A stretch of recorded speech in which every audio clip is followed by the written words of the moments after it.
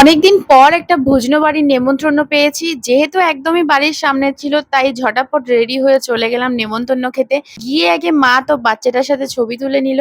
আর আমি দেখতে পেলাম ফুচকা স্টল, সেখানে গিয়ে ফুচকা খেতে দাঁড়িয়ে পড়লাম। বেশ কয়েকটা ফুচকা খাওয়ার পর মনে হলো যে না ঠিক আছে আর খাবো না, এবার একদম খাওয়ার দিকে যাওয়া যাক। ওই ২-৩টে ফুচকা খাওয়ার পর মা, আমি, বাবা আর একটা জেঠু পাড়ার সবাই মিলে চললাম খেতে। আর খেতে গিয়ে দেখি প্রচন্ড ভিড় এখানে। তাও ৯টা মতো বাজছে, বেশি তো বাজেও নি, কিন্তু ঠিক আছে সবাই খেতে চলে এসেছিল। তো বাবা, আমি, মা সবাই মিলে খেতে বসলাম। আর গিয়ে দেখি চাবির রিঙের মেনু কার্ড দিয়েছে। এখানে তো তারপর ফিশ কবিরাজি এলো, স্যালাডও ছিল, সাথে সস ছিল। তারপর চলে এলো গরম গরম ভাত, সাথে একটা নবরত্ন টাইপের, সাথে ছিল ডাল। তো এটা বেশ কম্বিনেশনটা ভালোই ছিল, একটু নর্মাল টাইপের খাবার দাবার হয়েছিল, ক্ষতি করবে না এমন শরীরের।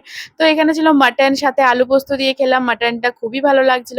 চাটনি, পাঁপড়, মিষ্টি ছিল ২ রকমের, লাস্টে ছিল আইসক্রিম আর পান, এই সমস্ত কিছুই।